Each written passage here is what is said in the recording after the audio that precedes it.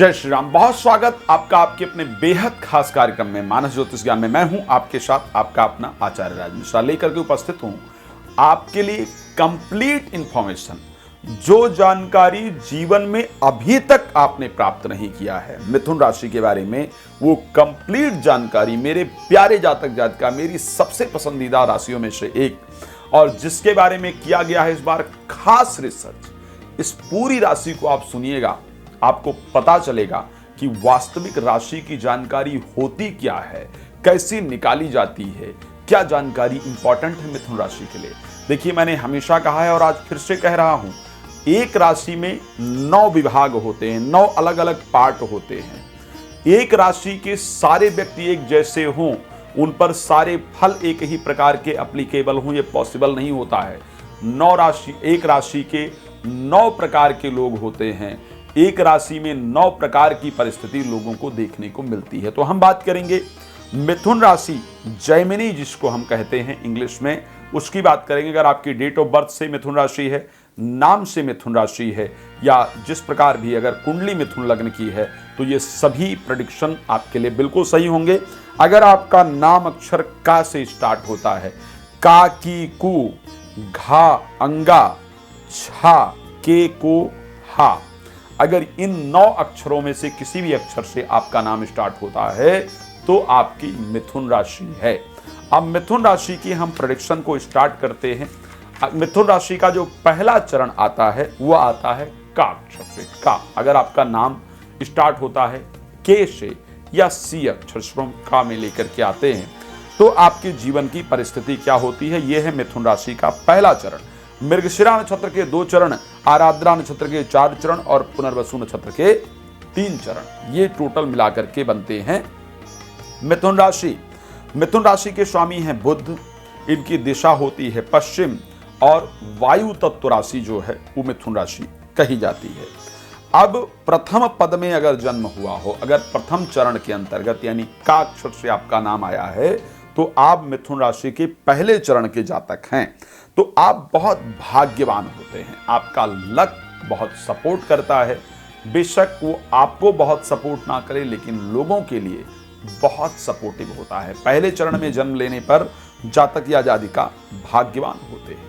लेकिन अगर मिथुन राशि के दूसरे चरण में जन्म हुआ हो किसी भी जातक जातिका का, तो ऐसे कंडीशन में आर्थिक अभाव यानी धन का अभाव, वेल्थ का जो एक लाइफ में जो कमी है वो हमेशा खलती रहती है, हमेशा परेशान होते रहते हैं। तो आर्थिक अभाव दूसरे चरण में जन्म हुआ हो तो धन का अभाव हमेशा आपको जीवन में देखने को मिलता है। तीसरे चरण में अगर जन्म हुआ हो तो आपके शब्द से कोई इंप्रेस नहीं होता है, आप कटुभाषी होते हैं। कौन से शब्द को कहां पर प्रयोग करना है वो आपको समझ नहीं लग आती है। और शास्त्र कहता है कि मीठी पर फीकी लगे बिन अवसर की बात। शब्द मीठा भी बोला जाए लेकिन अच्छा समय पर ना बोला जाए तो उस शब्द का कोई महत्व नहीं होता है।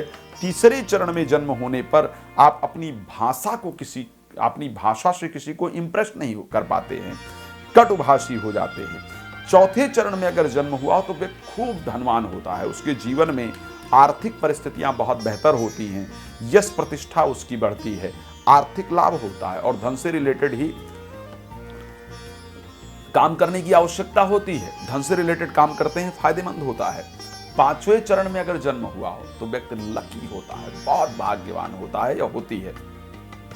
6ठे चरण में जन्म हुआ हो तो धन धान्य का भोगी होता है, धन इत्यादि खूब जीवन में प्राप्त होता है और उसको खूब भोग भी करते हैं। लेकिन अगर 7वें चरण में जन्म हुआ हो तो ऐसी परिस्थिति में ऐसे जातक जातिका चोर निकल जाते हैं। अगर मिथुन राशि के 7वें चरण में जन्म हुआ हो तो चोर होते हैं।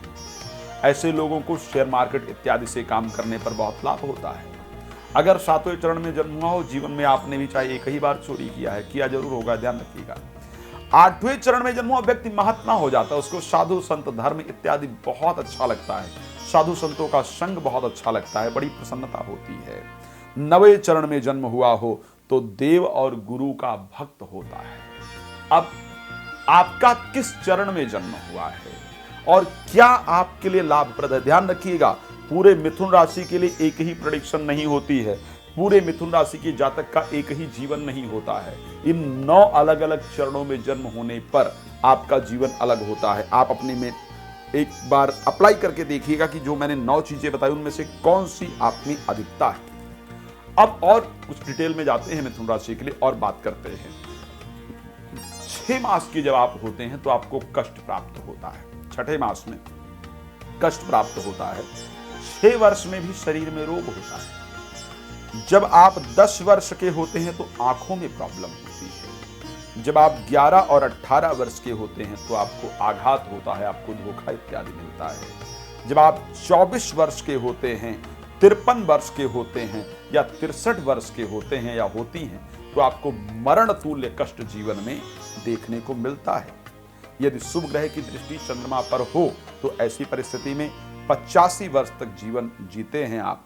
पौष के मास में कृष्ण पक्ष में अष्टमी तिथि को बुधवार को और प्रथम प्रहर में बुधवार के आपको इस धरती से विदा लेना होता है, अपने देह को त्यागना होता है।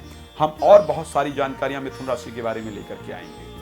आप मेरे साथ दोपहर को 12 बजे, रात्रि को 9 बजे लाइव जुड़ सकते हैं। विस्तार से जानकारी प्राप्त करना चाहते हैं कि साहब मेरा किस चरण में जन्म हुआ और मुझे क्या मेरे ऊपर अप्लीकेबल है, तो ऐसे कंडीशन में आप मेरा समय लेकर बात कर सकते हैं। इस कार्यक्रम को विराम देते हैं। आपका जुड़ने के लिए बहुत धन्यवाद। जय श्री राम।